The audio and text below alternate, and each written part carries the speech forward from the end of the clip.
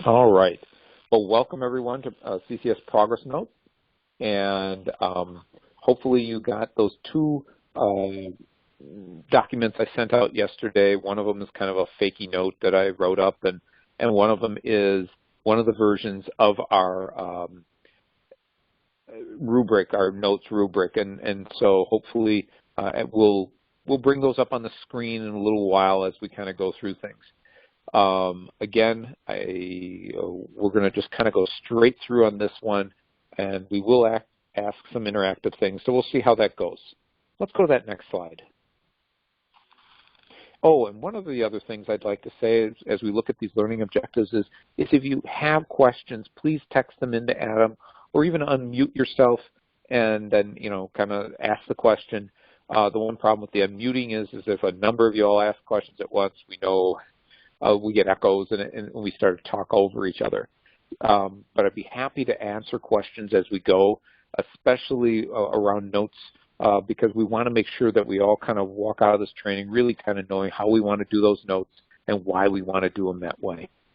So obviously what you'll have once we end this afternoon is that you'll know what the essential notes are, that you got essential parts of a progress note that you have to have. You'll know the importance of why we need those notes written in this way. And, we're going to know, we'll know that you're demonstrating that ability probably by the notes that you're seeing. And one of the things I will say that we've been seeing lately from our providers for CCS is that you all have been doing a much better job, of writing notes, more to the rubric, and what I'm hearing from Lindsay and Carol, who do our auditing of the notes, is that they're very clear, or they're getting so clear now that they rarely need me to come in and kind of interpret things. They can really see all the elements that you need in a note. So again, for all of you who are online, you can share with your other providers. You guys are doing a great job. Let's keep it up. But today we won't be able to write a note as a group, but hopefully you can take what we learn here and apply it to the notes that you will be writing. And especially, this will be especially kind of an interesting challenge as we move to this telehealth while we're all working during this public health crisis. So let's move to that next slide. Now, this would have been a group exercise. So what I would have done is handed you out a page, and you would have been able to look at some notes and kind of say, is this a good note or not? We're just going to kind of pass over this one, and wait a minute. Let's try this. Hey, Adam, can you put up that silly note that I did from Sigmund Mouse for Bob or Bob Duck or whatever? Okay, yeah. So if everybody looked at this from Bob's Psychotherapy, so we got our client and Donald J. Duck. Take a look at that note, and if you could just text in, do you think this is a good note? Do you think it's not a good note? What would you do differently? Just, again, we get to play with it for a second. So just read it and then text in some ideas.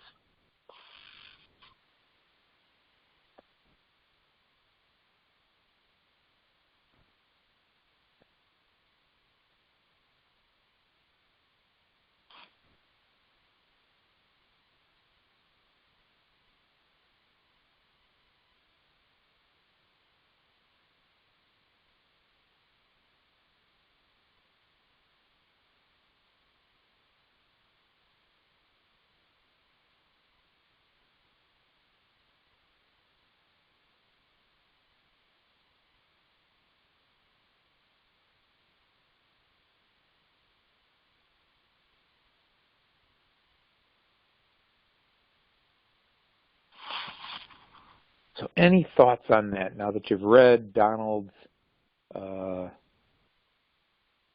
note? Anything there that you think is good, not so good?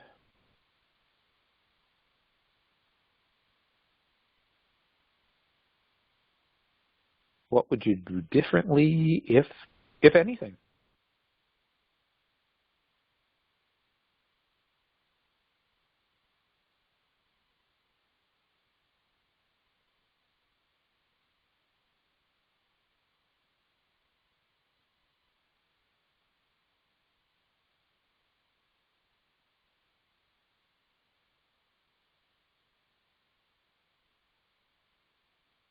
Good one, Dawn. Was Donald and the therapist the only person at the session? Good point.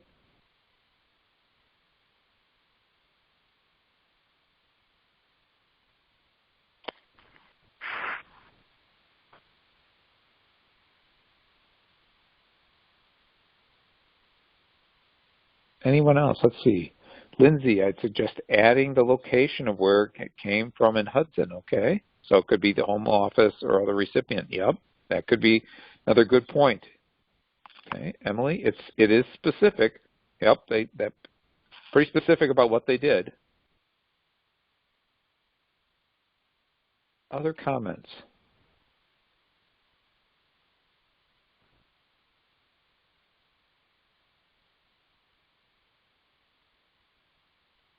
Well, those are all excellent comments at this point. And you know, we'll get into some of what exactly what each one of you brought up as we go through this training. So let's go back to our there we go. And let's go to the next slide.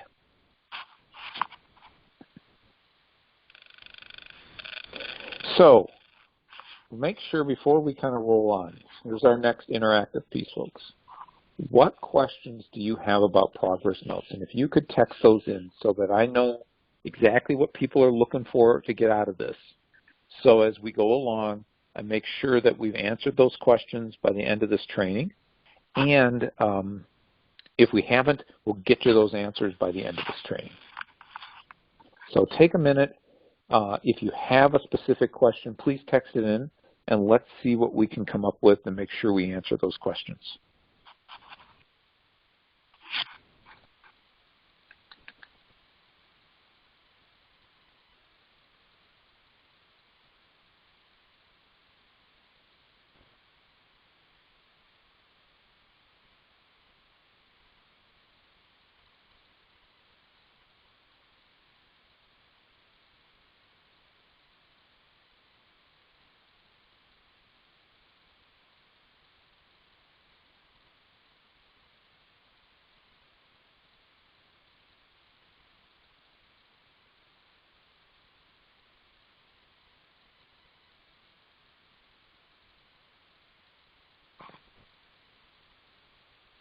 Okay, so just whatever I can give sounds good, all right.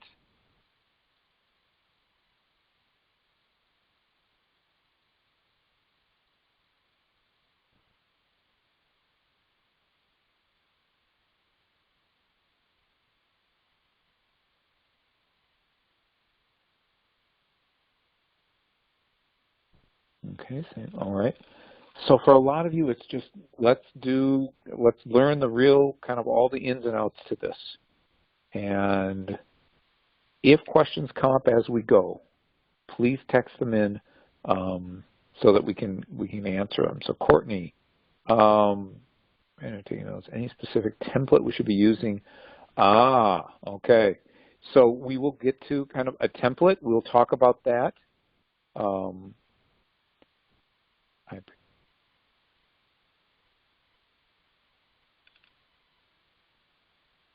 Okay, yep, all right.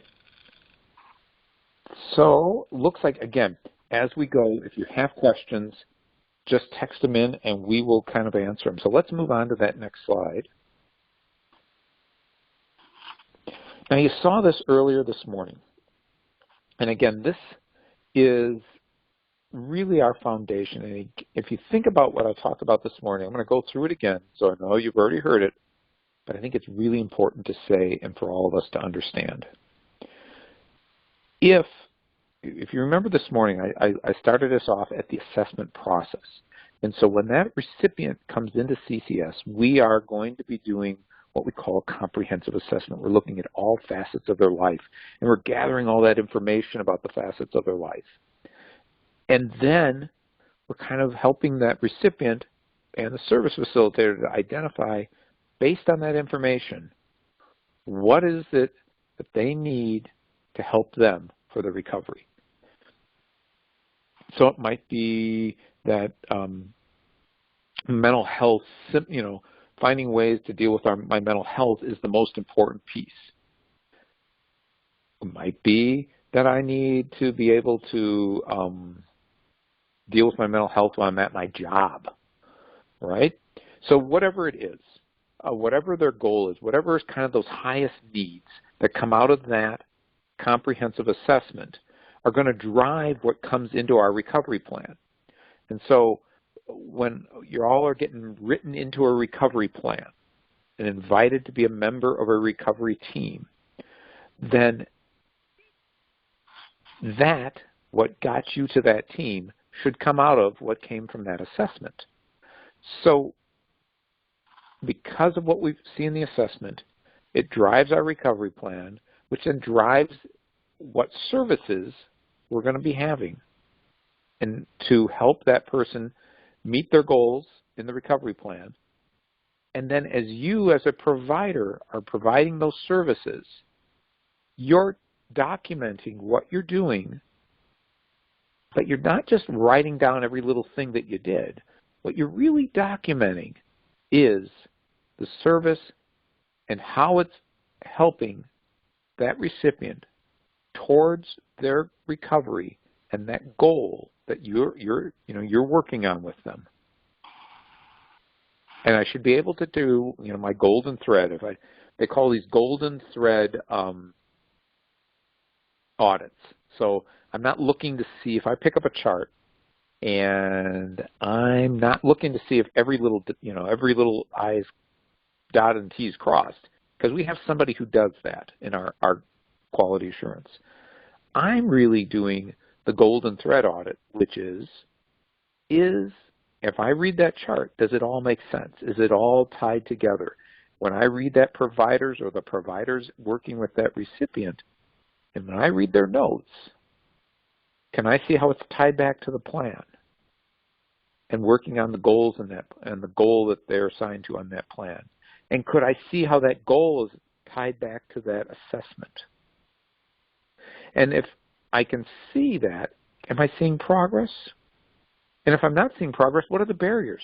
And if there are barriers, how is the team and the providers and the recipient addressing those barriers so that we can work towards that recovery?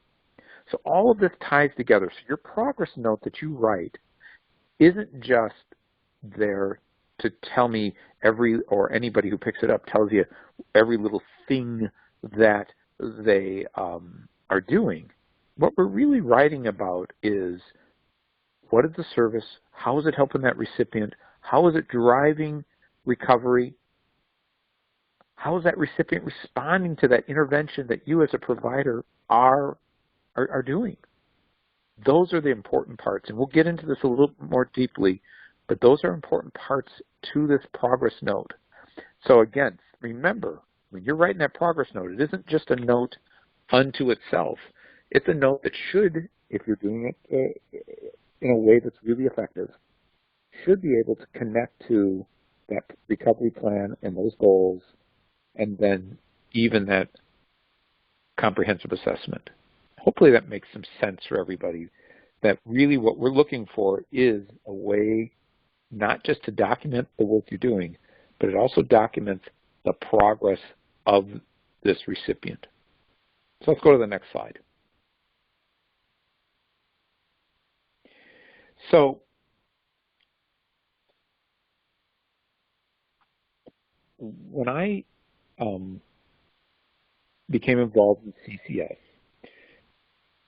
back when we first started our program in 2016, I was the mental health professional, the only mental health professional for our whole program, as well as I was a therapist working in the St. Croix County mental health clinic, behavioral health clinic.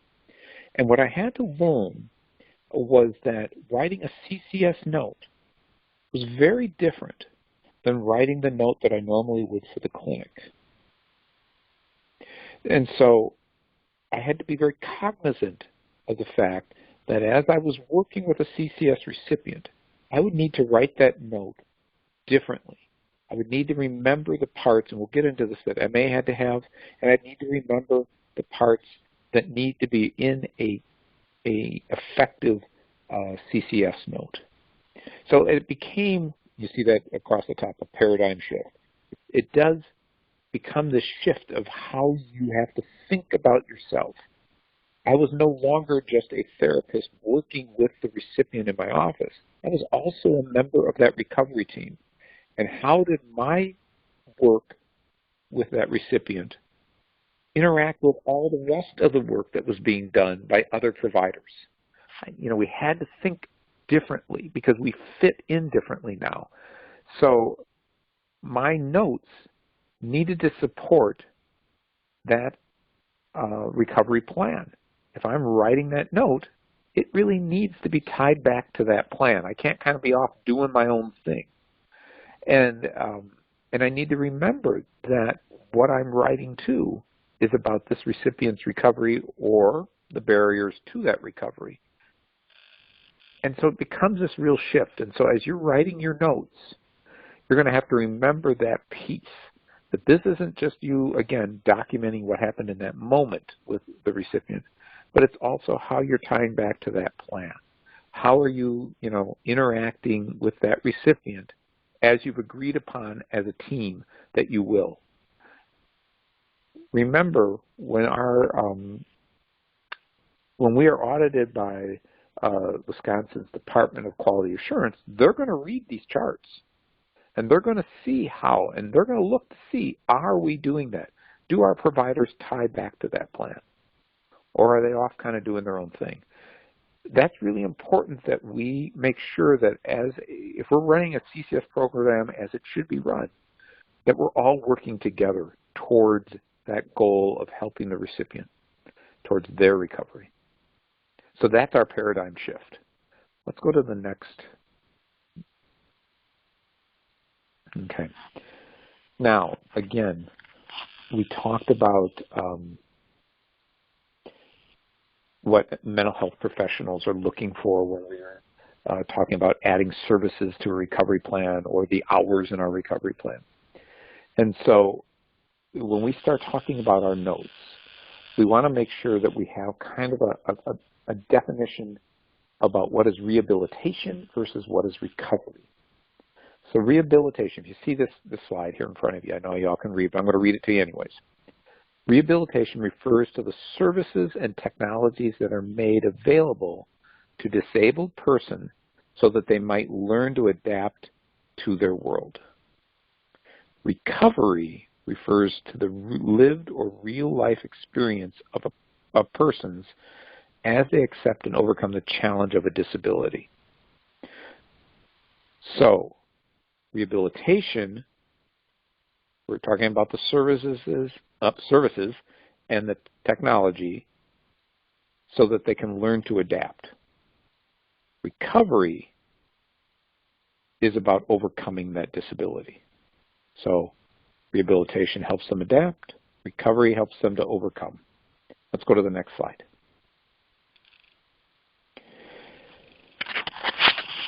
Now, when we think about CCS, and we think about how we're writing our notes, we're writing them for a lot of different people. And if, I talked about a little bit about point 2, what makes CCS different from other programs? Well, we know that we work as a team in CCS. We know that we have a recovery plan that is driving what we as providers are going to do and how we're going to do it. So we know that we know that if we don't document well, people aren't going to understand what we are doing. And so one of the important pieces here is to remember as we write a CCS, goal, CCS recovery plan and notes. There's an audience of people who are going to be reading that. And let's do this. I'm going to try another interactive with you. If you would, text in who you think the various audience members are that are going to be looking at that progress note that you're going to do. because it's really key to know who is really going to be looking at that note. So take a moment and type in, even if you only can think of one, just type them in, and let's just kind of as a group come together with some of the people we know that are going to be looking at those notes, or we think are going to look at those notes.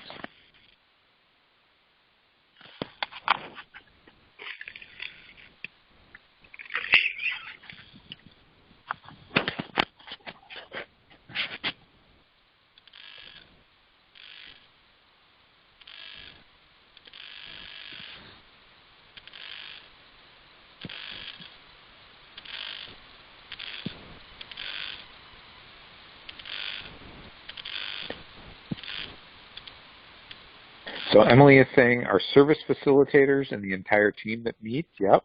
Social workers, yep. Dawn is saying social workers. Courtney, you're saying providers associated to that service recipient. Also people in medical records, yep. Jesse, you've got service facilitator, auditor. Good one. MA, yep. Hunter, you've got social workers and team. Excellent.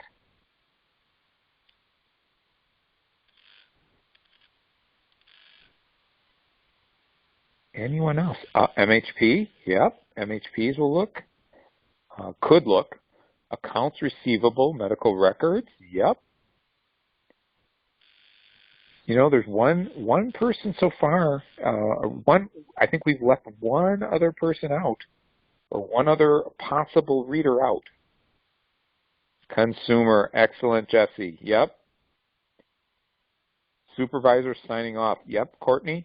So we've got a whole lot of different people who could do reading that. Yep. Yes, the CCS service director may even have to read your note at some point. So let's think about this.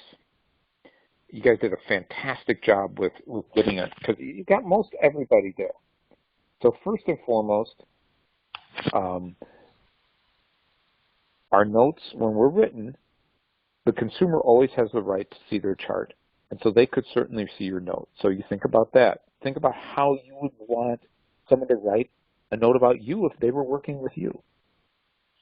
And again, if you think about, we talked about that earlier today, we talked about CCS, we build on strengths. And so if we can find ways to write our notes building on our consumer strengths, not to say we're going to ignore if they have a deficit, but we also need to find their strengths. That's an important piece to this.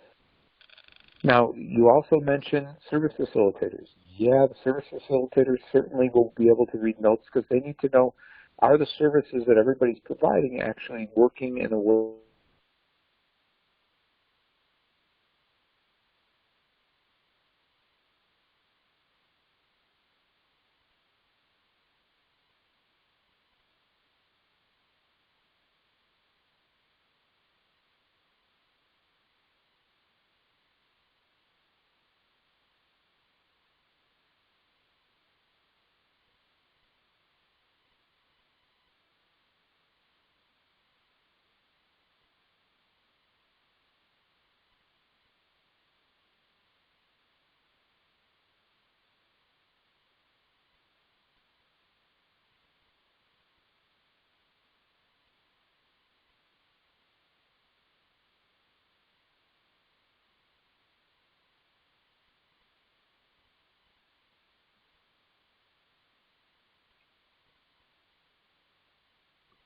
Paul, we're not able to hear you.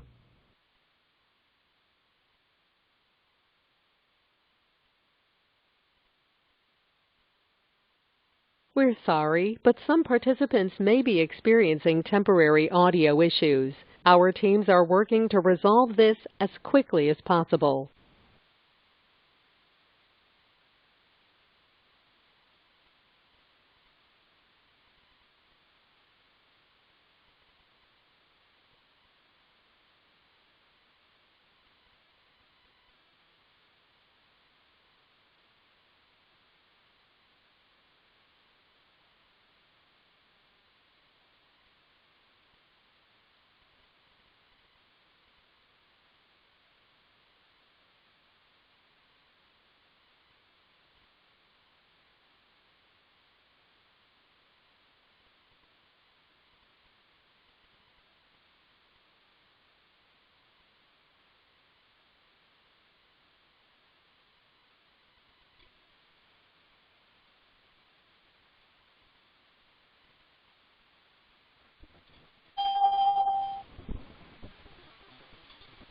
Hi, everybody.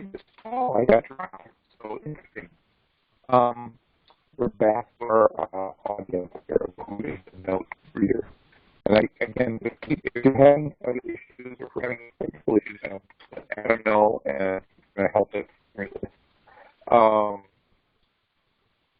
So back to our audience. We do have where medical assistants can come in and audit our notes. And if they think at any point that note doesn't meet the standard or doesn't appear to be something that medical assistants would pay off on, they'll ask for their money back. So again, this is the importance of writing a good note. We also have the Department of Quality Assurance that comes in once every year or 2 years, depending on your on the certificate they give you, and they also can read our notes, and they also can see if we are providing services and doing what we're supposed to be doing with CCS. Again, it's super important that we are, doing our very best with these notes because it's going to affect the program. Not only it could affect the program in a lot of different ways through either the ability to bill or the ability to keep our program certified. So again, our notes are super important for lots of different reasons. Let's go to the next slide and hope that we continue to do well in terms of our audio. So medical necessity. Now we talked about, again, this somewhat in the morning, but medical necessity, doing the right thing at the right time for the right reason. We're going to address a functional impairment that negatively affects a major area of life. So basically, going back to what we did in our comprehensive assessment, where's those areas that are impaired, and how can we develop a recovery plan to help our recipients so that they can overcome that. We identify it as a covered diagnosis, so that, again, people have to have a diagnosis that is covered through CCS, and we'll know that because of our functional screen. And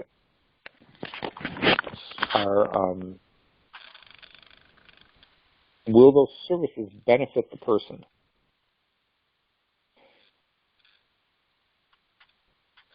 Yeah, I'm just checking your lines just to make sure everybody's good. I see Adam. Looks like we had some drops, and then by coming back on helped everybody.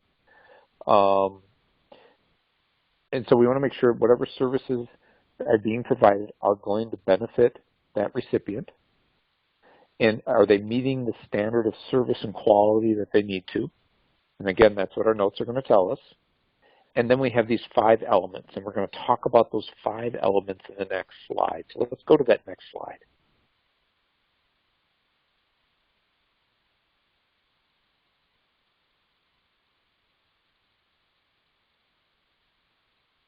Adam?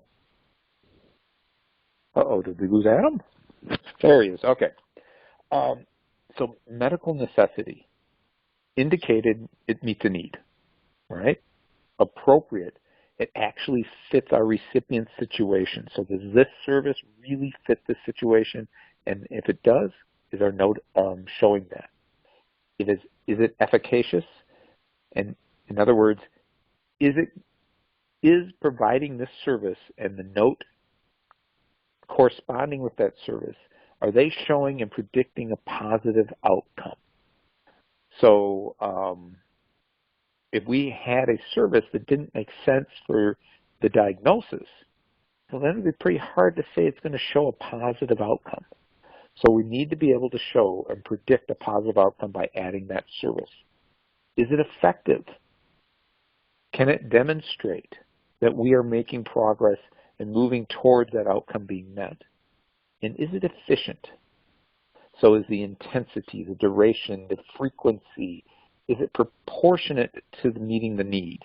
And this is really kind of, a lot of these are things, again, MHPs, as they're kind of consulting with the team and the service facilitators on providers, services and the hours that they will sign off on. They're thinking about all those things. We don't want to, MA, when they take a look at a note, they're going to be questioning if we have too many hours on there. They're going to be questioning if we have too few hours on there. And so, again, it's really having to be, are we hitting the sweet spot of that intensity, duration, and frequency? So let's go to the next slide.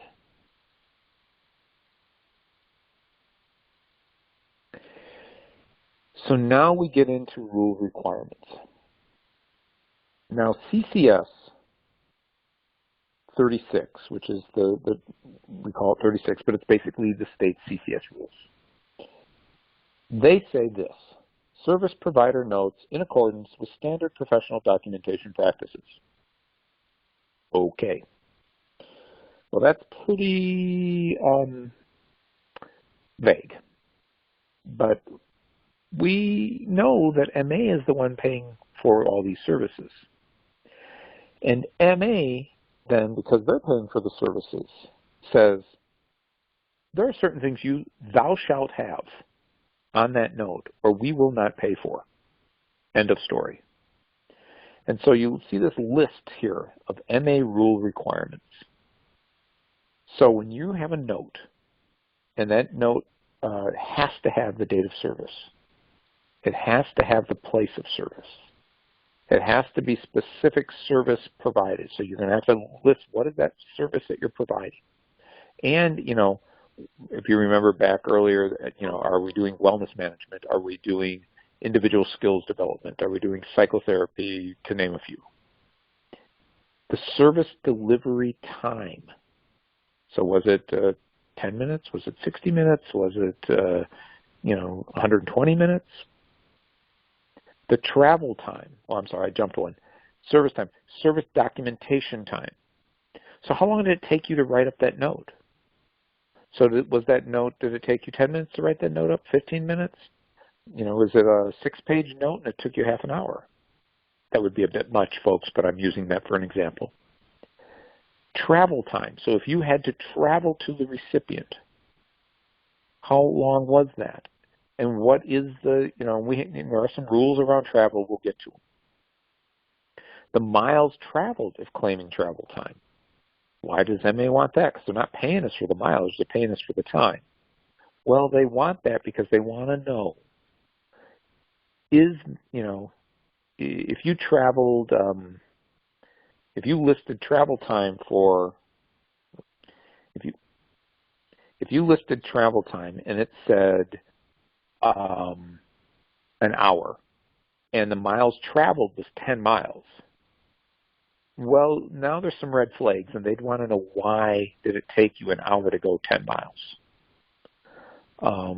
And so that's some of why they're asking for those miles traveled. I mean, in general, if we see a large discrepancy, then we kind of ask the question. If it looks like it's pretty much in the ballpark, we're not going to make too much of an issue of it. Listing supporting documentation for travel. So if you left New Richmond, or you left the office in New Richmond and you drove to the recipient in Hudson, that would be helpful to have it on your note. I left office in New Richmond and went to Hudson. Now, MA isn't going to be as specific, but they're still going to need, where did you start, where did you finish? And when you finished, when you drove back to the office, if you drove back from Hudson back to the office, that's part of your travel time. So from where you are to the recipient, or from the recipient back to where you are, that's your travel time. And we'll get into more of the nuances a little further into this, like if you were going from one recipient to the next. Was the service individual or group? Do we have the identified goal from the recovery plan, CCS recovery plan, on the note? So not the goal, not a paraphrase of the goal, not what you might be working on in relation to the goal, but what is the actual CCS goal that you are working under. So you would cut and paste it right if again, we'll have the recovery goals in the port or recovery plans in the portal, so you can cut and paste right out of that and put it on your template and leave it there. But it's got to be that CCS recovery goal. Doesn't say you can't have your goals that you're working on in relation to that goal, but on that note, you've got to have the CCS recovery goal that is from the recovery plan that you are listed under. Then obviously you're going to have a narrative in there, so what we're going to talk about. And then provider name, signature, and credentials. So it isn't just, if you go back to our note, our little fake note earlier, we had the provider's name, signature, and credentials, but we didn't have, or we had the provider's name and credentials. We didn't have his signature. And so if that note, yep, thank you. See, so Sigmund Maus, PhD, LCSW, LMFT, he, Sigmund there didn't sign his note, so that isn't even a valid note. So we have to have a signature. And we talked signature, unless you have where you have the electronically stamped signature, where it's time stamped, etc., you best to just print it, sign it, and send it, and then get it electronically sent to us that way. And what doesn't count for a signature is, how sometimes you can get the fancy font that looks like somebody's signature and then you type your name that way. That doesn't count. So it has to be the actual signature. But if we don't have that signature, again, it's not a valid note. So we have these MA rule requirements that we have to follow. If we don't follow them, yet those notes are the ones that get kicked back to you. And we'll talk about that a little further into this program. So let's go to the next note, or next slide, Thank you. So when we're doing our progress notes, we're documenting those services that you have provided, and we're supporting the billing of our service delivery time and our documentation time and our provider travel. So if we think about that last one, there are certain things that MA said we shall have, and then here we are with these progress notes must include. So we've talked about the data service, obviously. What was the date that you actually provided that service? Where did you provide it? Where is that place of service provided? Was it at, if you're an Agala therapist, was it at the farm? So-and-so's,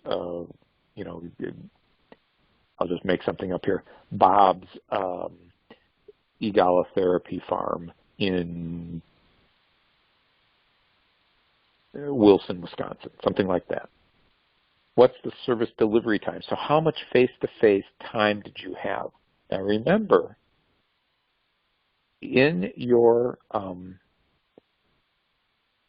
service authorization, it tells you how much time you have. Depending on how that plan is written, that could be monthly amount of service, it could be weekly. So if it's a weekly and it says you can provide service for only 1 hour, then that's all you're authorized for. So if you start going over that hour, you're now outside of what you're authorized for of face-to-face delivery time. If it's monthly, then you're kind of having to make sure you keep tabs on what you've done. Because if you get to the end of the month and you have 1 week left and you've already met all your authorized service hours, well then anything you do after that is outside of what the plan is authorized for, and it cannot be paid on. So that's why it's super important to kind of keep knowledge about what are the hours that you're authorized for, because that's going to be also driving some of how you're doing your work, as well as that service delivery time you're choosing to do as the provider for the work that you're doing with that recipient. Travel time, clearly travel time is another piece that has to be listed on our note. Travel time, like I said before, but I'll just reiterate it again. Where you started to where the recipient is. And that where you started is either your office, or if you're starting from your home base, whichever is the shorter of the two distance, whichever is the shorter distance. So if you live in the Menominee and your home base is Baldwin, that's where your office is, the way it's interpreted is that it would be from Baldwin to the recipient in, let's say, New Richmond. You wouldn't be able to bill from Menominee to there because it's now considered like you'd have to drive into work and then go from there. So there is some of that to keep in mind as you now are adding the travel time in. And then, of course, I covered on that miles traveled because MA wants to be able to make sure that the amount of time you're putting in makes sense compared to the miles that you're actually traveling. So let's go to the next slide.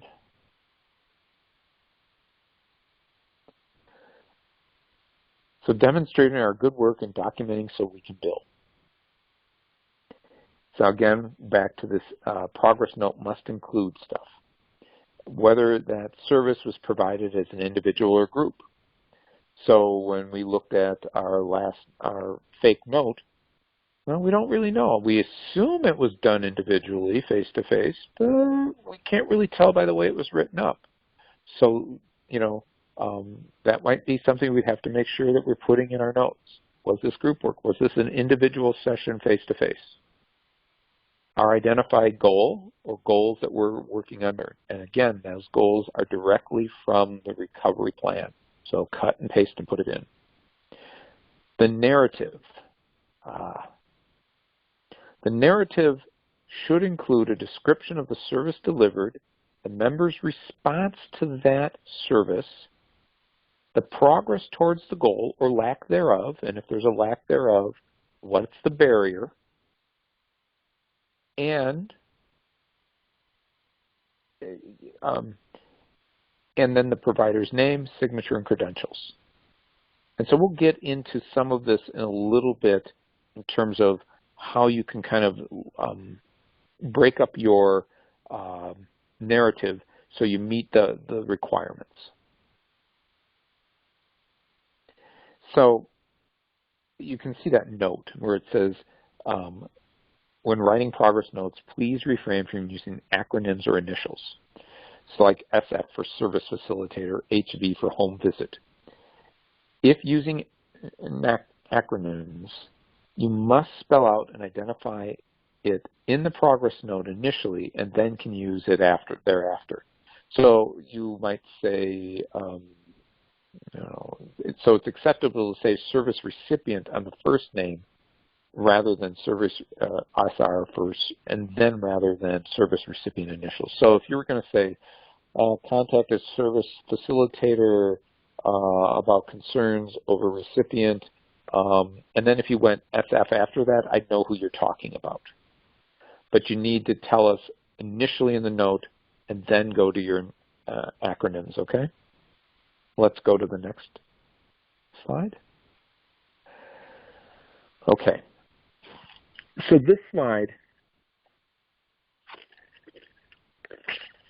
is going to help you with the idea of how to organize your narrative. And so this is kind of an important slide, and what you'll see with our rubric is that this is there. Now, what's important to understand before I dive into all of this is what we're really looking for in that note is the 1, 2, 3, 4, 5 parts, okay? What is the type of contact? What is the purpose of that contact? What is the recipient's response to that contact? What is the progress being made on the recovery goal because of that contact? And what is your plan moving forward? Those are the 5 parts. Now, we have all these little bullet points over here on the right-hand side. So type of contact, if we look at that, you don't have to hit every one of those bullet points. Those are there to kind of give you ideas of what we're talking about. So identify the type of contact? Face-to-face? Is it collateral? Is it phone? Again, when we're moving into this telehealth world that we're all going to be in for a while during this public health crisis, we're going to be talking about whether we're doing it through phone, are we doing it through video? We'll probably want to identify what is the source if we're doing a video. Are we using Zoom? Are we using Skype for Business? Whatever it is that we're using to be able to talk about how we're doing that contact. Who was included in the meeting? Well, that's usually that's going to be pretty self-explanatory, but there may be times that there are other people involved besides you as a provider and the recipient, especially when we're dealing with youth. Sometimes that is going to be dealing with the parent as well. And so we want to know who else is involved. Is the current recovery plan goal listed for the meeting contact? Well, again, in your template, you're going to have, I hope, CCS recovery goal, and the goal that you are assigned to on that plan is just going to be copy and pasted right in there word for word on your plan or on your note. So there'll never be a question. So that type of contact can be done kind of in a real quick sentence. Purpose of contact. Well, again, the 2 bullet points are really there for you to help you kind of think, do I have it in there? Am I making it clear why I'm having this contact with this person, a recipient at this time? So does the note have a clear statement of the purpose of the meeting? Is the intervention or activity connected to the recovery goal that took place using action words? So, are we talking about the services or the intervention that we have provided? And are we identifying it as an intervention? Or are we identifying it as the service that we are providing? So we're not just describing what went on. We're actually talking about how we planfully handled this interaction as an intervention to make progress on that recovery goal. So, and then how did that service recipient respond to that intervention? Does the note contain that? Did the service recipient participate? Or were they just kind of sitting there staring at you? What did the service recipient get out of the session? Sometimes it's great if they're able to kind of share with you what they got out of it, and you can actually quote them. That always is fantastic.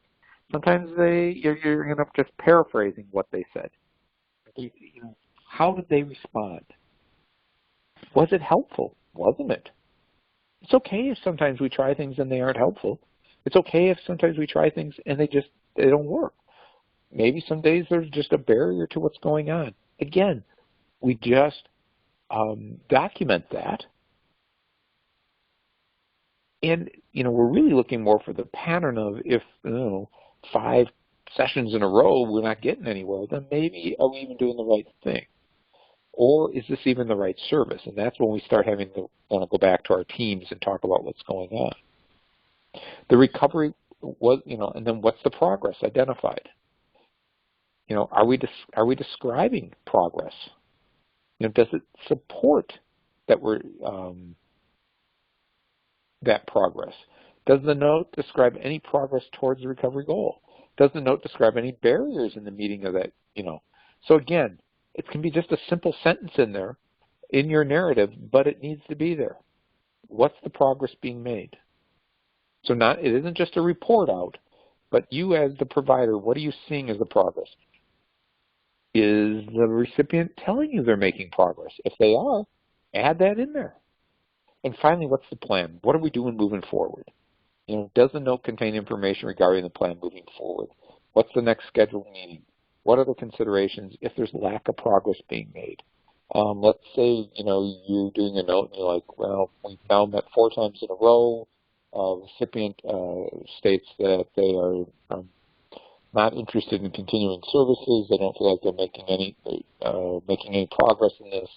my plan might be that I'm going to contact the service facilitator to ask for a recovery team meeting to talk about whether I should be involved in services or not. There's your plan. So maybe you're not even choosing to set up another time with the recipient, but your plan will be something else moving forward back to the team to talk about what's going on. That's fine, and that's okay to have. So those 5 points need to all be in your narrative. And you don't have to make, your narrative doesn't have to go on forever to get them in there. But when you read that narrative back to yourself, you should be able to see those 5 points pretty clearly and know that you've made those points. So one of the things I'd suggest is once you've written your note, take a moment, look at it, and question yourself, do I have all those points in there? Does it make sense? And that way you'll know before you turn that note in whether you've got a note that's pretty good or not.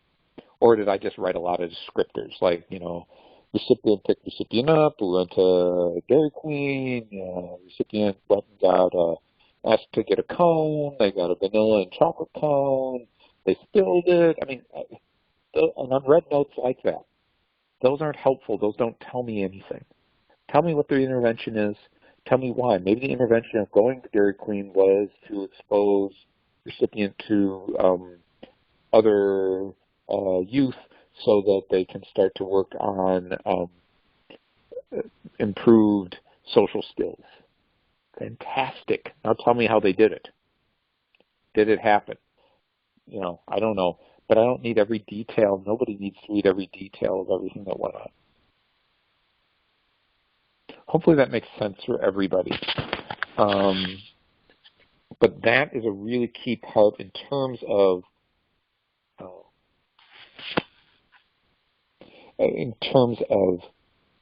what we need in a note. Let's go to the next slide. So, you've turned your note in, and the note gets audited. Like I said, we get a 100% audit of our notes. We turn our note in. There are certain reasons that sometimes reimbursement gets delayed. So what will happen is if we notice one of these things, we send the notes usually back to get fixed. And so we'll ask you to kind of fix these notes. I think as a county, we do a pretty good job of giving providers an opportunity to fix their notes. We are pretty liberal in the amount of time we allow for fixing the note. I know that there are other counties here in the state that have very short periods of time. Basically, they expect you to turn a note in correctly the first time. Otherwise, if you don't, they just don't pay you. We really try not to do that in St. Clair County. We really do try to give you the opportunity and to work with every provider to make sure that those notes are appropriate and that you're reimbursed for the work you're doing. So if that date of service on the progress note doesn't match the date of service on the invoice. So if you met with them on 3/2 and 3/2/2020, and the invoice said you met with them on 3/5/2020, well, we have a discrepancy, and now we've got to send it back and figure out what's going on. The minutes from the progress note do not match the minutes on the invoice. And again, kind of the same thing. You met for 60, the invoice says 90. Whoa, wait a minute, what's going on here? Travel time is not listed separately from the service and the documentation time. So you just lumped all your travel time in with your service time and your documentation time. You have this big old lump of stuff. It's pretty hard for us to, we can't really tease out what goes where. And so that would get sent back. Let's go to the next one. So this is, for some of our providers, what they've done is kind of on their initial session, they've called them meet and greets. Don't do that. If anyone sees a meet and greet in a note, it's going to come back to you, because meet and greets really are supposed to be like short little 10 minutes, 5-10 minutes of meeting the recipient and the recipient meeting you, and then they're trying to figure out do I like this person? Am I willing to work with this person?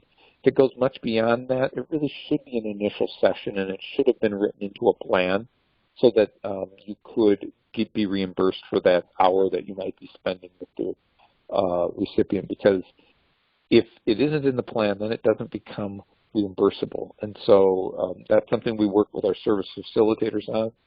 Again, if a service facilitator to reach out to any provider and say, hey, is it okay if we just kind of meet you for 5-10 minutes, keep it to 5 or 10 minutes. Don't let it get beyond that, because you then are going to have service time that it just isn't going to be reimbursed, especially if you're not written into a plan. So another reason you might have reimbursement delayed would be that your narrative does not indicate a service provided. So if you remember, back on your narrative, and if you're not talking about that intervention that you did and why you're doing it, and you're giving more of just kind of the we went to Dairy Queen, we got a cone kind of thing, there's no service at that point. And that, so we would ask that be some additional documentation would be added to that so that it would be clear as to what that intervention was. If the intervention in the narrative does not connect to the authorized service or recovery goal of your service listed. So your recovery goal listed is talking about, just make something up here, but talking about dealing with anxiety, and you're talking about job performance that had, and you're not connecting that to anxiety, then all of a sudden it kind of raises a red flag, and we would need to kind of get that clarified. Then you might have that note sent back to you to kind of say what's going on. If the narrative makes the service sound recreational, be specific as to the nature of the intervention and why it is chosen to meet that goal. I'll give you an example on this. A while back, a particular service provider was working with a youth, and they had the CCS goal written in there, but the narrative was something along the lines of, picked up our recipient, took him to the high school football game, he ran around a little bit, then he high-fived the guys as they came off the field, and he said he really enjoyed it, and then we went home. And I'm paraphrasing here, but that wasn't anything other than a report out, and it was recreational. Now, we sent it, we asked the provider to, address what's going on here. Well, the provider was able to say, we're working on this goal, we're doing this, the reason I chose this activity was for this, this is why we're up to that. Then that's what really needed to be in the note, not all this kind of report out, because the report out just looked like it was a fun time going to the high school football game. So again, make sure you're talking about the intervention, why you're choosing it, and how it's aiding that recipient towards their recovery goal. Let's go to the next slide.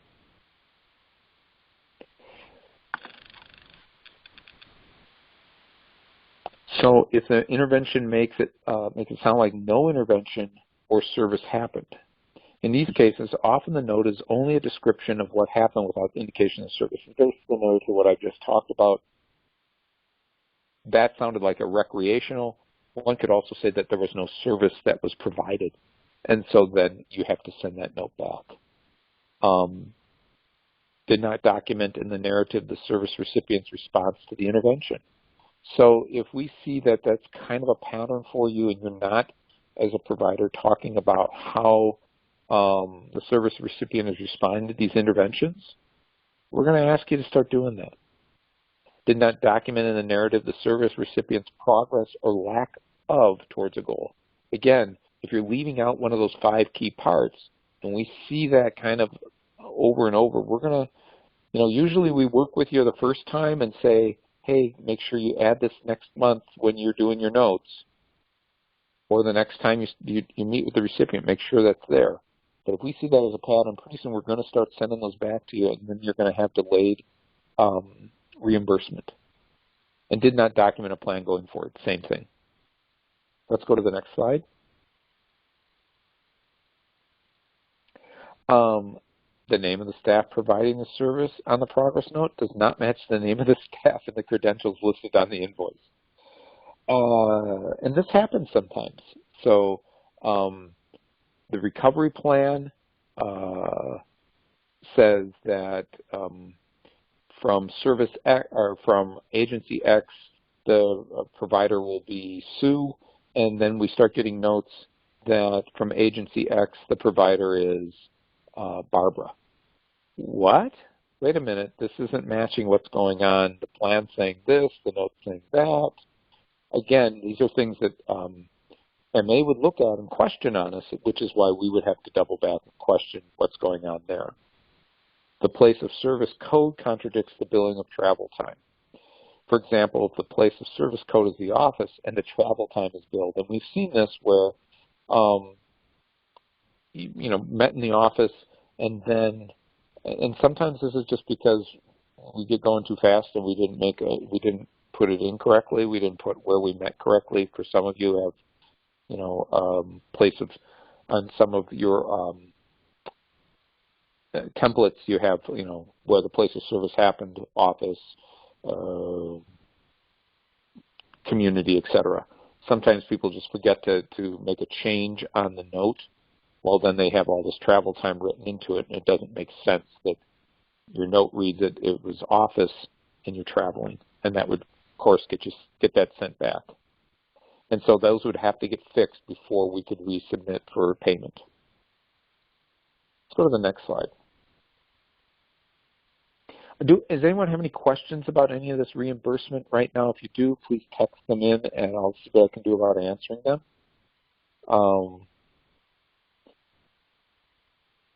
And we'll just kind of plow ahead. These are things now in these red flags.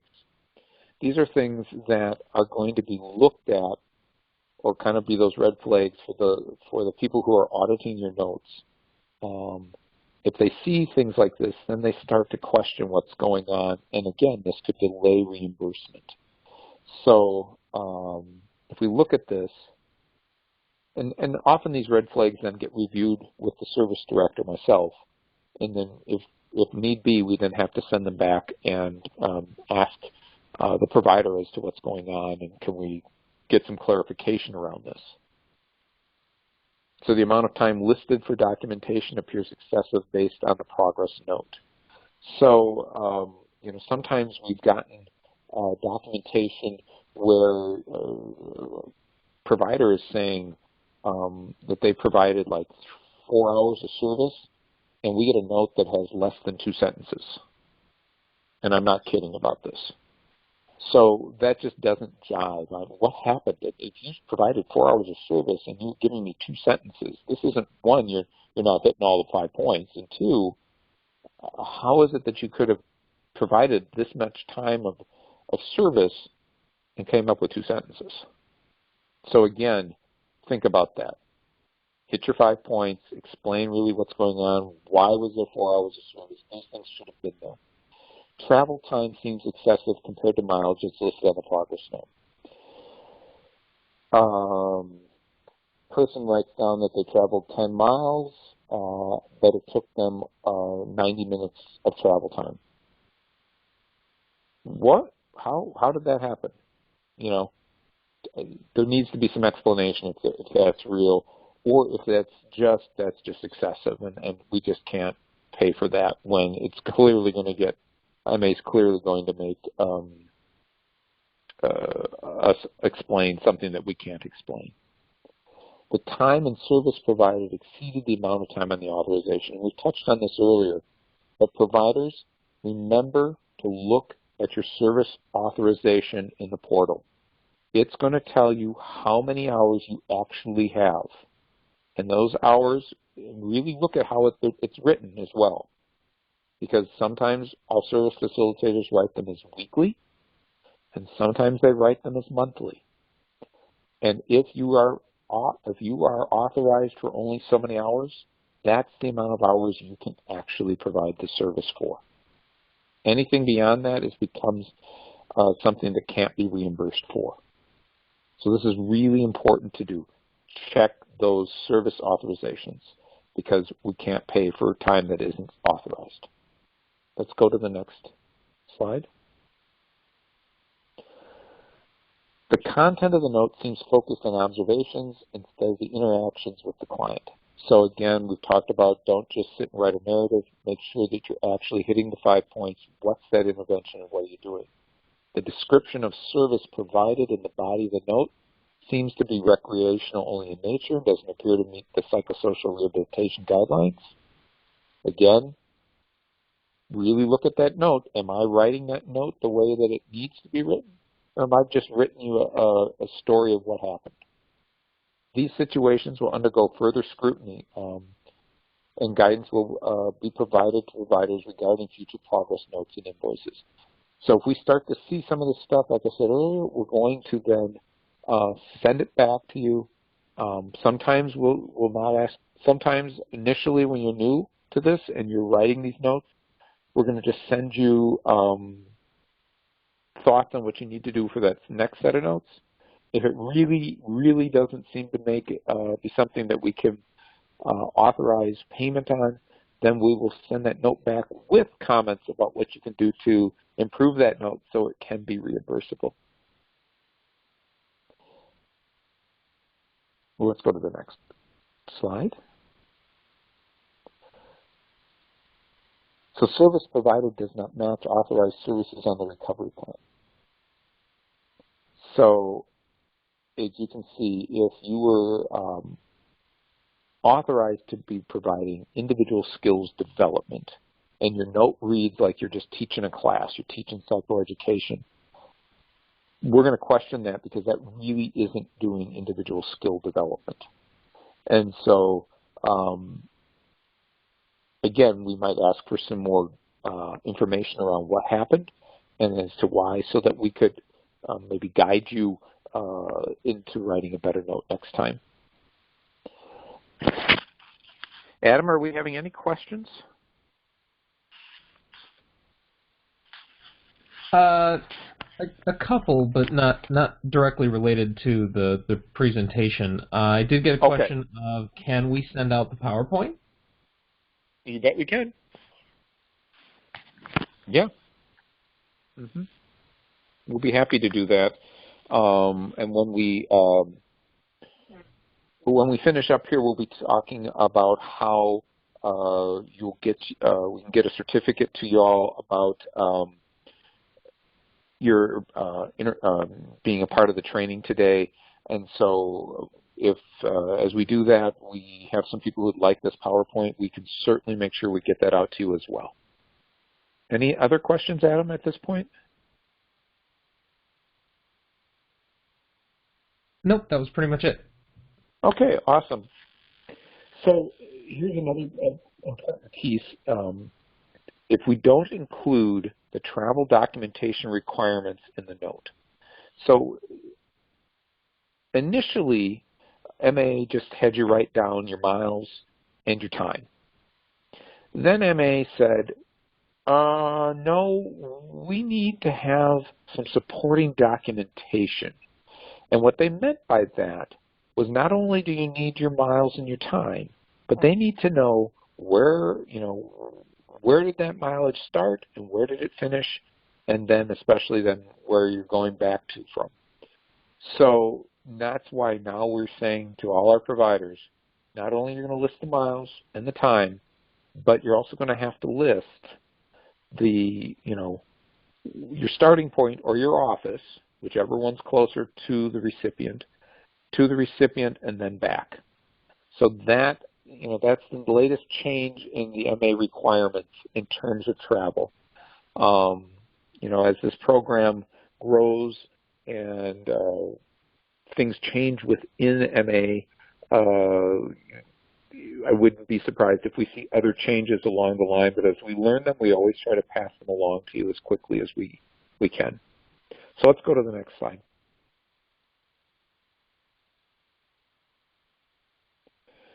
Yeah, and let's get into travel a little bit. So, as I said, MA now wants this supporting documentation. And supporting documentation, according to MA, can be put in 3 different places. If you want to put it in your narrative section, so, you can do that. So you can just, as you're doing your narrative, you can add it in there. You could have a different field on your template. So you could just have another line on the template that identifies origin and destination. And then, so basically like we saw on Sigmund Mause's note, he wrote that he left New Richmond and went to Hudson and then from Hudson to New Richmond. Now, it would be good if in Sigmund's note he had said left office in New Richmond too, because the other piece to this is with this new kind of requirement about which is shorter, your office, where your office headquarters are or where you're starting from are going to be needed. And so if you are, like at my example earlier, if you were living in Menominee, but your office is in Baldwin, then you'd have to say from the office in Baldwin too. That would be helpful. So you could do it that, or you can have MA, and nobody's done this, thank goodness, have this whole separate travel log that you then turn in separately from all your notes. I guess if I were going to make a suggestion for all of you, it would be to just put it on your note, put it as part of your template, and just make it super clear so that any auditor that picks it up can see exactly what you did. They don't have to dig around in your narrative. They don't have to dig around on a separate log. They can just see it right there, and it's plain as day, and then they tend to make a quick look at it and move on. We'll go to the next slide.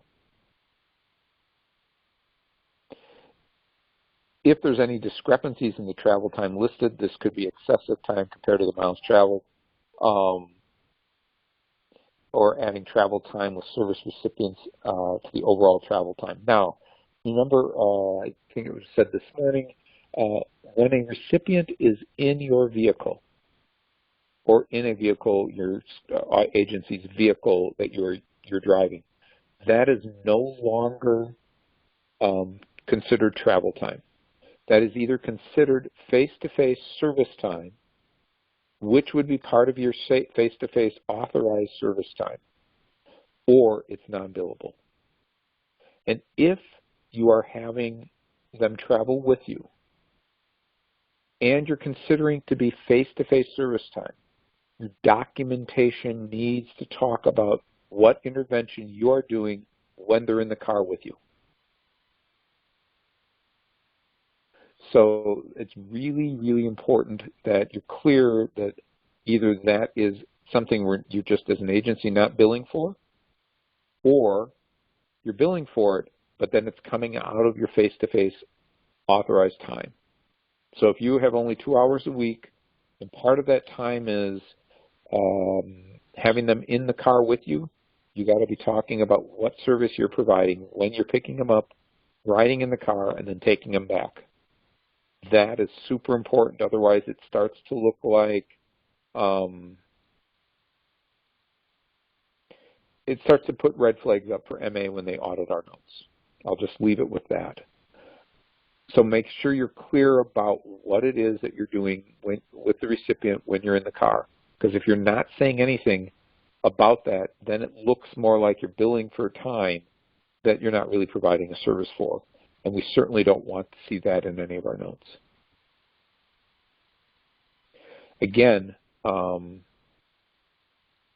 if there's any kind of question or we start to question it, we certainly will be reaching out to providers to double check and to maybe ask them to improve the notes so that it makes more sense. But also remember that when you are traveling with a recipient in the car, that time starts, the clock now starts on your authorized time. So if you had planned to travel, pick them up, travel to the office or the farm or wherever, and then do your 2 hours, and then travel back, well, and if you're only authorized for 2 hours, you're now going to be over authorization, and so some of that time will be non-billable. So you have to work that into your face-to-face time. And I hope that makes sense for everyone. Let's go to the next slide.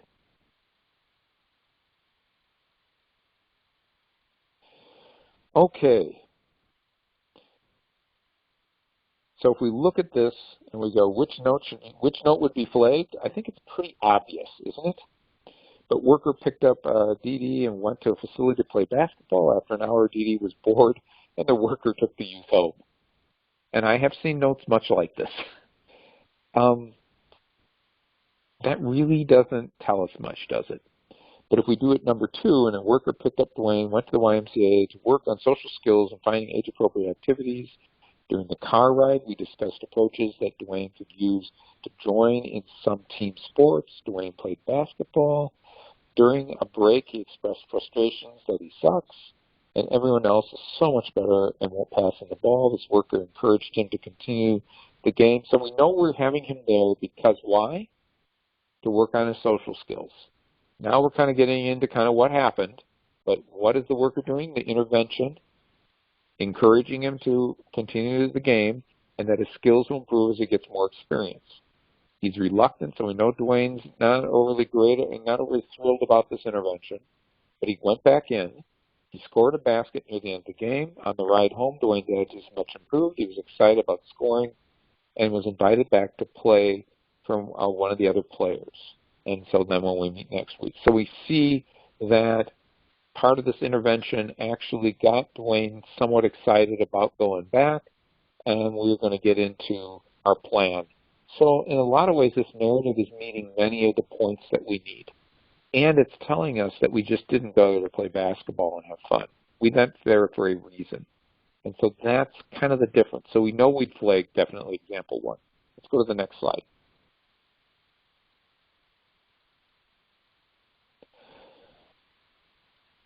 So the musts that we have to have. And we've kind of gone over this, so I'll go over this quickly.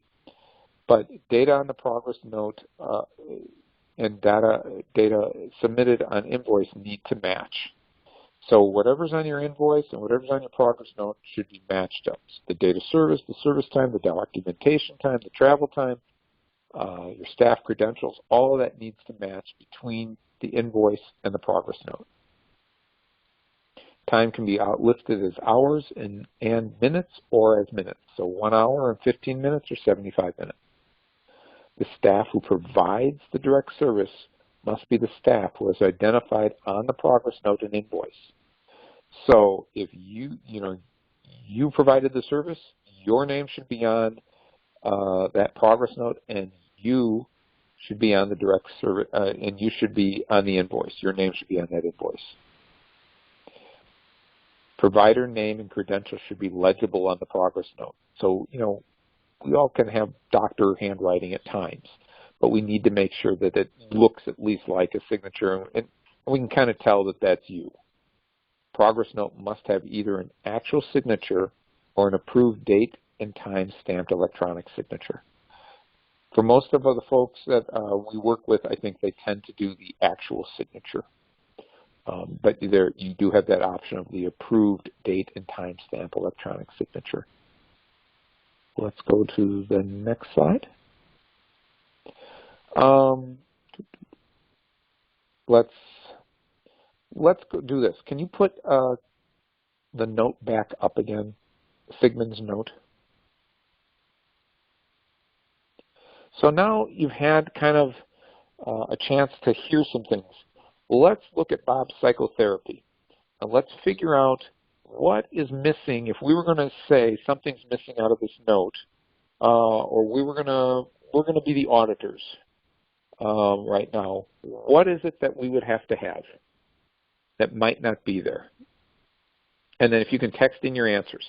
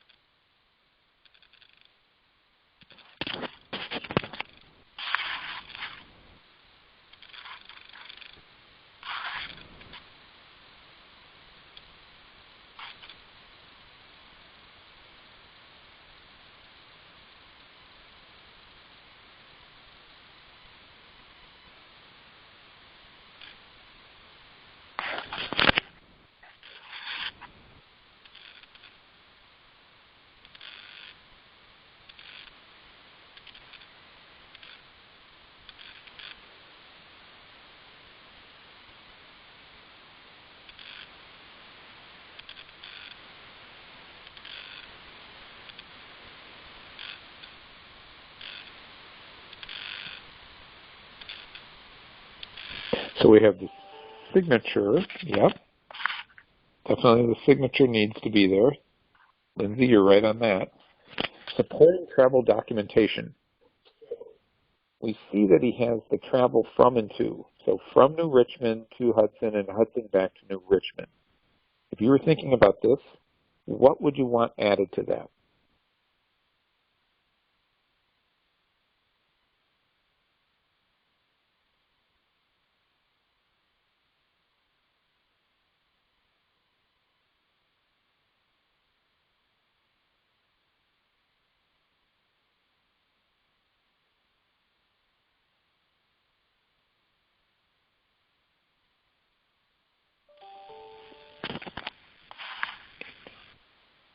Let's see, Dawn, I'm looking at yours. HO to client DD. Okay, traveled. Very good, Jesse. Traveled from office in New Richmond to Donald's residence in Hudson. Excellent. Yep, that would be helpful, wouldn't it?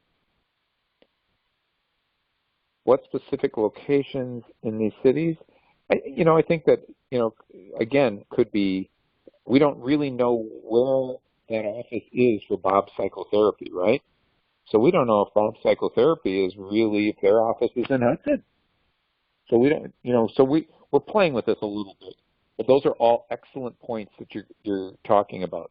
So again, if we just added a sentence or a word or two to this, so left from office in New Richmond to recipient's home in Hudson. Simple, right?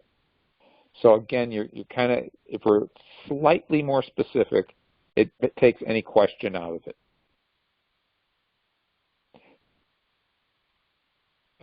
Okay, so, and obviously, as we were to look at this, we see that he didn't sign it, and so this would a note that definitely would get sent back, because there's no way we could make this a billable note when Sigmund Mouse didn't sign his treatment note. Anything in the narrative that you guys would do differently?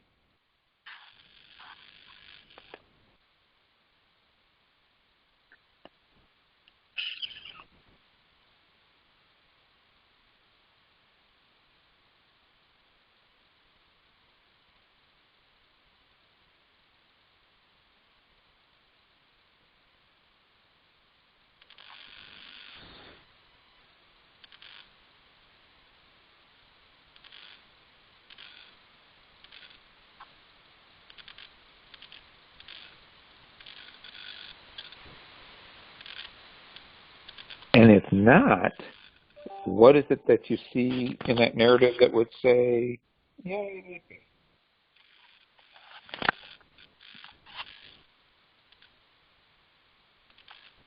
Okay, Jesse, I would add Donald's affect when arriving to compare when finished with session. Yep, that would be cool. So that's a good idea. We could talk about how they changed even within that intervention and during that time. Anything else you guys see that you would add or that you like? So we'll do strengths-based discussion as well.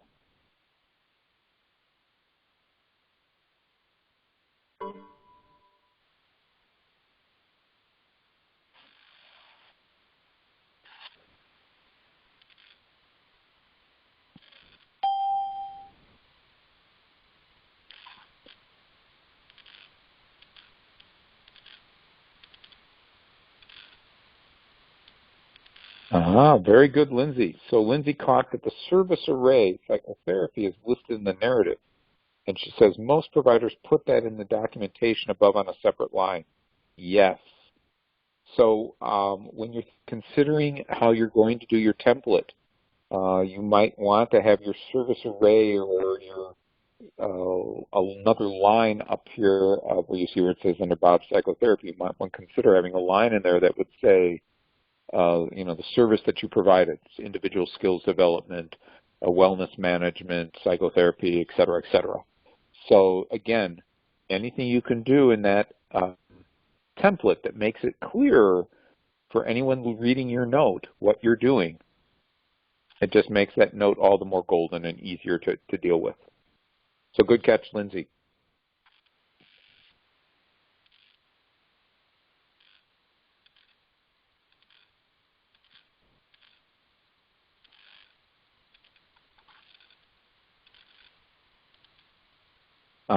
Services provided that day were directly related to the goal. Yep.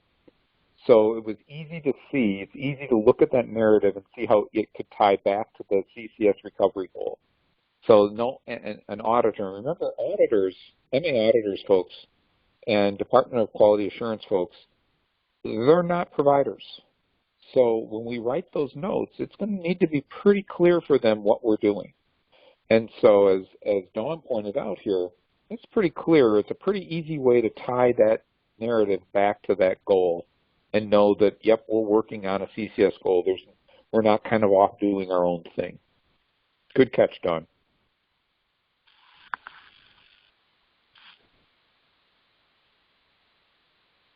Anything else you guys are seeing or any other positives you're seeing?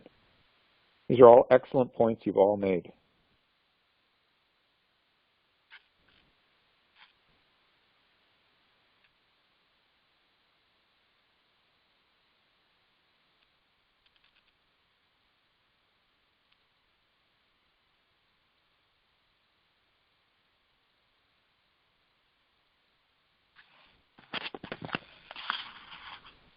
All right. Well, I think you guys did an excellent job of looking at that and making some observations, both what this note needed to improve, as well as what were some of the strengths of that note.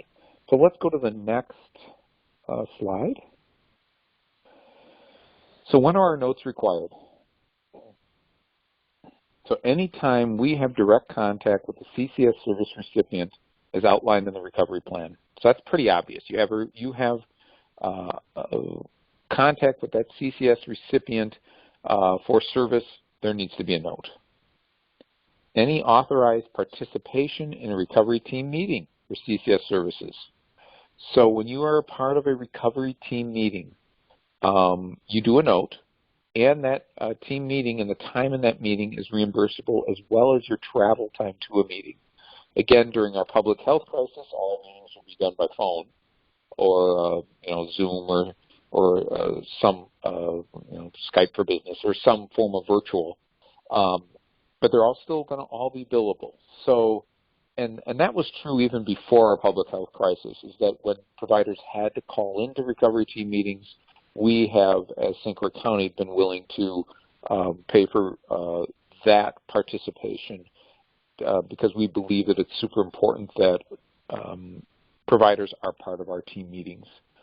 So when documenting that participation in the recovery team, make sure to speak to your role in the meeting and how the informed and the information that you informed or the information you obtained in the meeting translates to your ongoing work with the service recipient moving forward. So you're going to do some of what you got out of that meeting. How does it pertain to your work moving forward? And you're going to document that piece. Let's go to the next slide.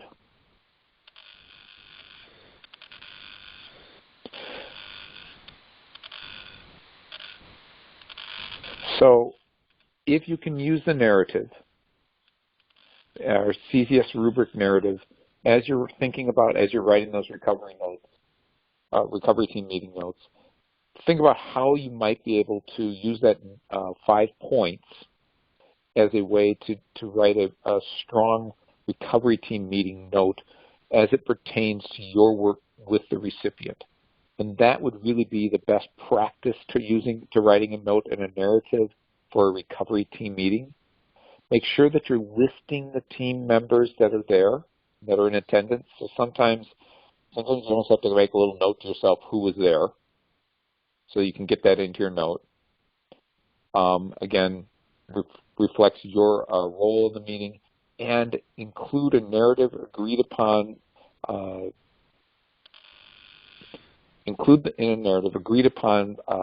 team plan for the author's work with the recipient. So what did you as a team come up with that you're going to do as the provider moving forward? And then note that the team was in agreement on that. That's key. Note that the team was in agreement on what service you are providing. Next slide. So we'll just do this Oh, okay. Let's do this. Let's try again. Let's do this. We're interactive. So let's have you text in yes or no. So let's do the very first one, and then you guys try in yes or no. The service recipient calls to cancel their scheduled appointment and reschedules. Is that billable or not?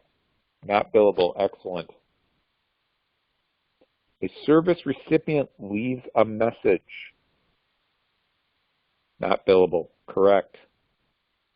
A provider provides a service via phone call to a service recipient.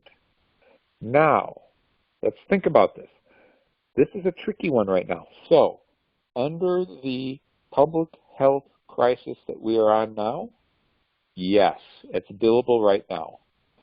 When this public health crisis finally abates and we all can come out of our homes and actually have contact with other human beings, will it be billable?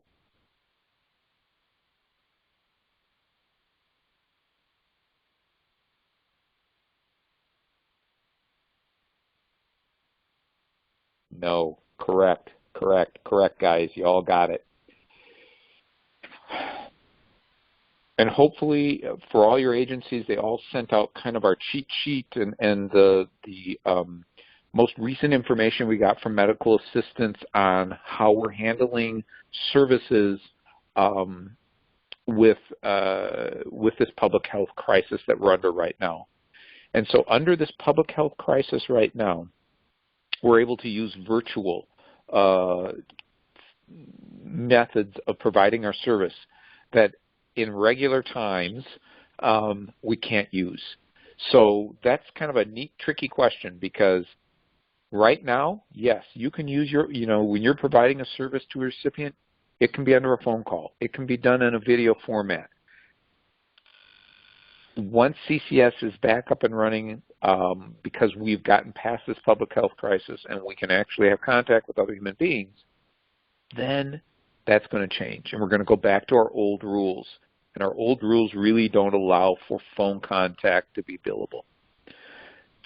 So for now, it is. And so just remember that as we move forward. And once once we get through this public health crisis, and I'm hoping MA then will say, here's the ending date so that we can tell it all to you. But right now, we are working as services can be provided virtually. So let's do the next one. A provider drives to a service recipient's home for a scheduled visit, and the service recipient's not home. Yep, not billable. And the travel isn't billable either. It's a total bummer. Provider communicates with a collateral contact on behalf of a service recipient. Is that billable?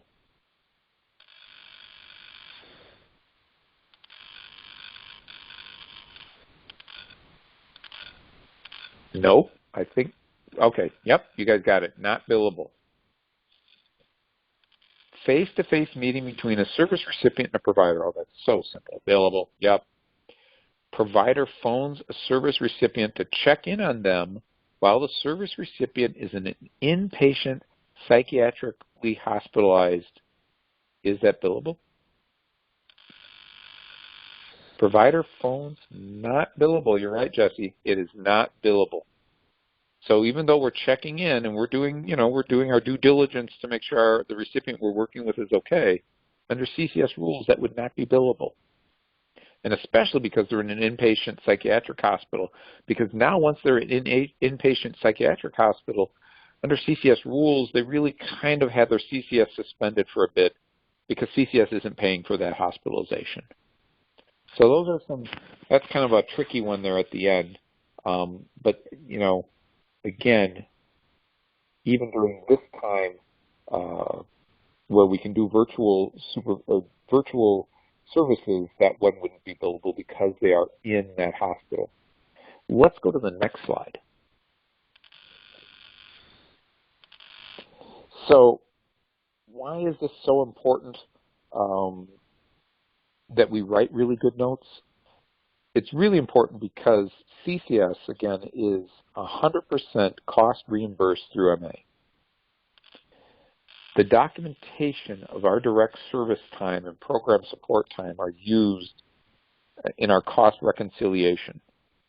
So as we're working with the state and MA, and we're billing for your services, and MA pays us to, pays for your services, and the support time to, the people behind the scenes who are doing all the work to make sure you get paid that are a part of our CCS staff, CCS, we have to show that they've done that work, and this is all completely involved in CCS, so that CCS will pay us for that as well. So your documentation is super important because it's going to show how we can get the monies back to support CCS, to continue the program, to continue working with all our providers, and to help our recipients. And good data is needed for the reporting of the state and federal government for them to make good decisions about program continuation. Obviously, as we're moving further along in CCS, we will probably be working to find other ways that we can gather data and provide information to the state, federal government, our county government, that they should continue to support CCS. So I know that Adam, who has been helping us today, one of the things he does with all of our 3 counties and our shared services is he's also working with on ways that we can not only have good quality assurance, but also gather information to show that the good work that we're all doing is meaningful, and it shows why we should continue this program. And so it's trying to figure out behind the scenes how we can gather this information. Let's go to the next slide. So remember, and this is really important, remember, provider and staff documentation is required to ensure ongoing certification. And our program is up for recertification. And so when the Department of Quality Assurance gets the chance to come, because again, when our public health crisis is over, they'll come out, they're going to review our charts, they're going to look at the work you all have been doing as providers, they're going to look at the work we do internally, they're going to read our notes, they're going to make sure that we have all the correct documentation from all our providers. They're going to make sure that you have all the information that you're supposed to have as providers in our portal. And so as they read this, they're going to see, hopefully they'll see the good work that you all have done. And that, this documentation tells our recipient's story of their recovery. And it's proof that our services and the services that you all provide really are there to help people in their journey, in their recovery. As well as, it gives us proof for our billing as well. And then the most audited recoveries are due to insufficient or total lack of documentation. So sometimes when MA has come, and MA has come to other counties, and they have audited their CCS records, and they've asked for a large amount of money back from those counties. So one of the things that St. Clair County really wants to avoid ever happening is having dollars go back because we didn't do our documentation, we didn't do our due diligence, we didn't make sure that those services provided meet all the things that we've talked about today, and to make sure that that documentation is done well so that even when an MA auditor picks it up, they can't help but tell all the good work that's been done because it's very clear for them. So again, as MA, we saw this earlier this morning, but the MA auditor said, if I don't see it, it didn't happen. That's the truth. And so we want to prove, because I know that we're doing good work in this program. I know that as a service director, we are doing excellent work in helping our folks in their recovery journeys. We just need to make sure that we're documenting it well so that people can see that. Let's go to the next slide. So if we take a moment, and I'm just going to say this, is there any other questions that you have about CCS progress notes that I could answer for you right now? I know this is a little more difficult to do this training virtually. I'm hoping you gain something from it. I hope it makes some sense for what we're looking for. And just know that we're always going to be willing to be there and work with you to help you get through making sure that your notes are effective for the program and effective for our recipients. And that, you know, we're not here to try to just say no to you. We're actually here to work with you. And so if you have questions, we're always willing to answer them. But right now, is there any other questions that you have that I could answer? And if you could text those in, that would be fantastic. Okay, let me do this. So Emily wrote, is not writing I the best practice? It is best to say this worker. I would tend to probably move away from the I's, but that was how I was trained. I have seen that, Emily, in some notes. I guess, you know, it just depends on how you want to write that note. All I can tell you is when I was trained to write notes, you were really trained not to put, you know, an I, but you were trained to have, you were trained to kind of talk about recipients and sometimes use the recipient's name in terms of who you were working with.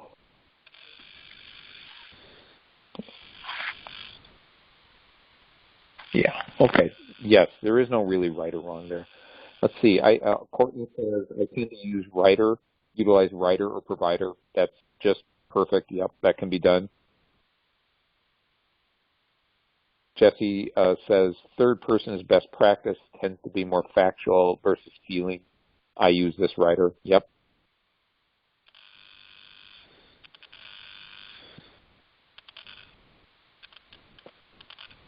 Any other questions? Anything else? Anything I can clarify for you? Okay, let's see. Lindsay, am I okay to jump in? Yes, so we have one of our providers on, or one of the folks on with us today, is Lindsay Lindquist, and Lindsay is one of the people who will do the auditing of your notes. And she's wondering if she could jump on and have a minute or two to kind of share some things with everybody. I think that if I'm okay with that, Adam, can we make that happen? Yeah, I don't see why not. All right, so Lindsay, you unmute.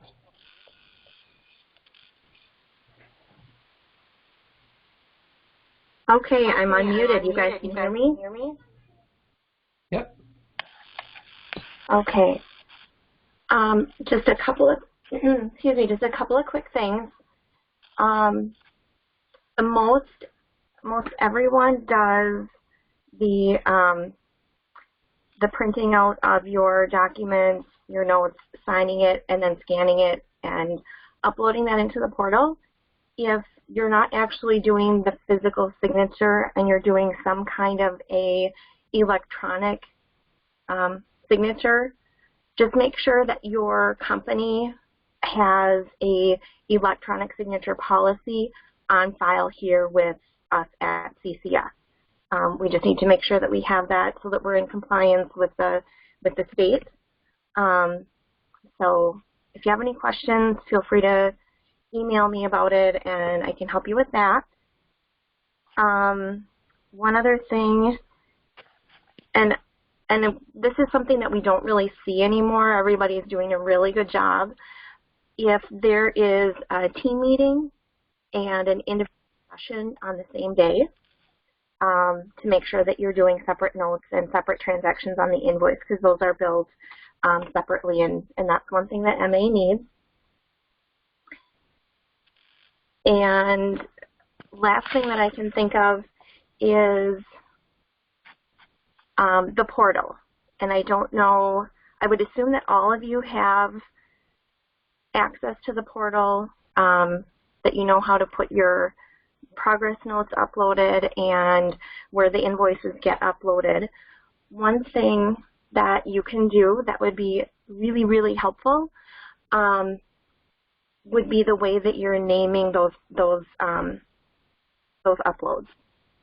if there's a way that you can do last name dot first name, and then if it's invoice or if it's progress note, and then the date, that would be great. So Smith.John, progress note 02/01/2020. That becomes very helpful for everyone else that's looking in the portal to find it, instead of using initials or other abbreviations or anything like that. It makes things a lot faster and a lot easier for Carol and I to find them when we're doing the invoices and progress notes and for review. It makes it a lot easier for medical records when they're having to find everything and do their portion of what they do. And then, of course, all of us internally that are working with that specific client. So that's just a quick little thing that I would have, that I would ask if there's any way. Everybody's got a different way of doing things, but if we can all get together and do it last name dot first name, the type of the upload and the date, that would be so awesome. Oh my gosh, you would make my day. So that's all I have. Other questions, go back to Paul, or I can answer too, but I'm going to mute back out. And a question came in about Eau Claire. I can answer that, but Paul, I kind of want to answer this last question first. It says Sure. We aren't able to use pronouns like he or she anymore. Is that true for you also? Haven't heard that, so no.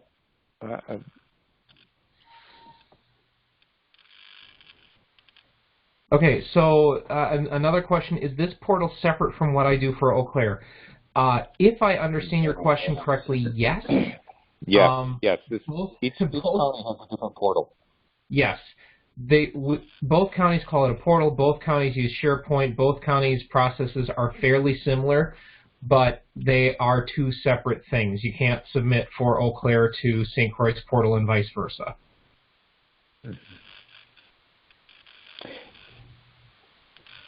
And there's one other thing that when Lindsay was talking that triggered, and I guess I need to share this with you. Remember I said MA often likes to kind of change the rules as we go. Recently, we've learned that when you attend team meetings, in the past, you could just list it under, service provided as whatever service that you are listed under the plan for. Now MA wants you to list yourself for a team meeting as being involved in service planning. So we'll get something out to everybody on that, because this is another change. Of course, they want to make that change as they make other changes. But now they're talking about, so when you attend a team meeting, list it as you're doing service planning.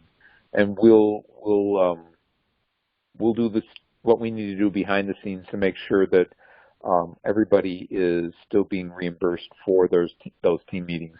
It's just that you have to list it as a service planning rather than individual skills development or wellness management or whatever you might be listed under. So thanks for triggering my mind there, Lindsay. Any other questions?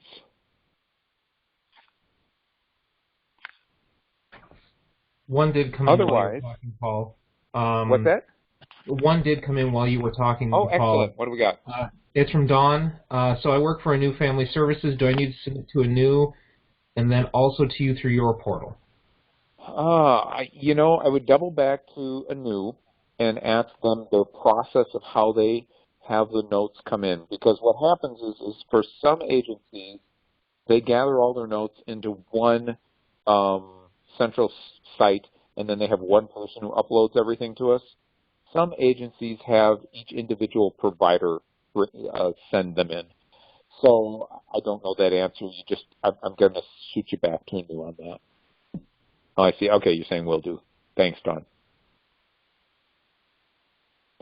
So the other piece is, I think most of you have probably already given Adam your email address so that we can mail out your certificate for attendance and time of being a part of this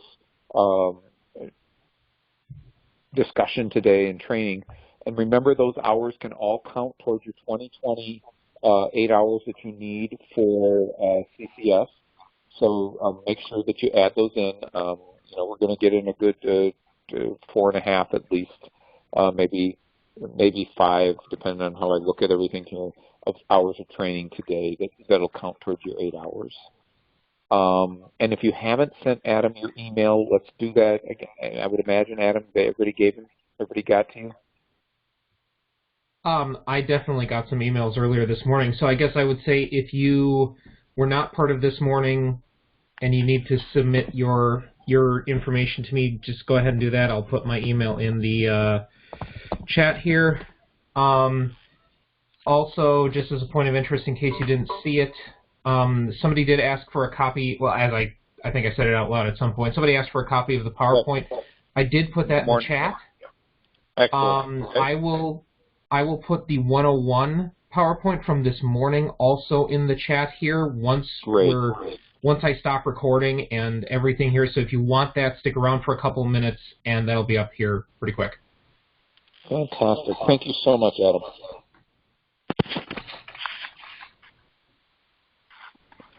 Otherwise, if that's all we have for training today, and I really appreciate you all taking this adventure with us on our first St.